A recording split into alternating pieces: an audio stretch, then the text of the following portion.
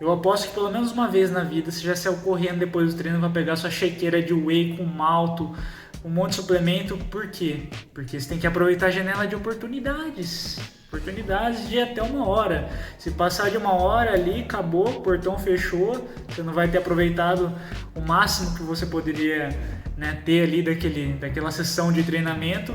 E assim, realmente existe uma janela de absorção, só que a gente sabe que essa janela se estende por horas. Você fez exercício físico, você está mais propício à absorção, né, ao estímulo, à síntese.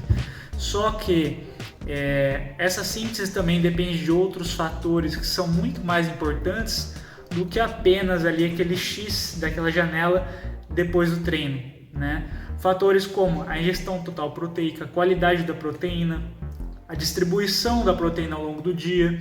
Então, o fato de você colocar a proteína na dieta numa quantidade adequada é muito mais interessante do que você apenas consumir a proteína depois do treino, certo?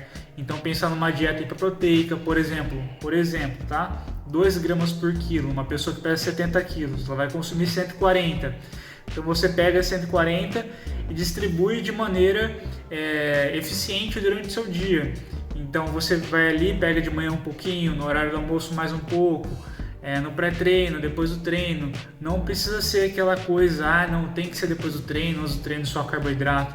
Não, existem proporções de macronutrientes que você vai priorizar antes do treino, certo? Para ser mais efetivo para a performance, mas não que você não possa colocar. Então, outra maneira interessante, né, é você fazer essa distribuição de pequenas doses de proteína ao longo do dia, porque dessa maneira você vai estar sempre ali dando um estímulo, né, tipo um pico de aminoácidos na corrente sanguínea e sinalizando, olha, músculo, síntese muscular, síntese proteica, vai estar viabilizando, né, as vias de hipertrofia. Então, existe um contexto geral para você potencializar esse ganho. Essa janela, ela existe, mas você não precisa ficar unicamente restrita a 1 hora, certo? Pode ser horas depois, principalmente se você faz um pré-treino interessante. Então, existe até estudos, né, que corroboram isso, meta-análise inclusive saiu recentemente, comprovando que o importante é você ter um consumo adequado de proteínas, muito mais do que só a proteína depois do treino. Então, como vocês podem observar no resultado, não existe uma diferença significativa entre a suplementação proteica depois do treino, antes do treino, ou independente de ser antes ou depois do treino, mas no consumo geral de suplementação.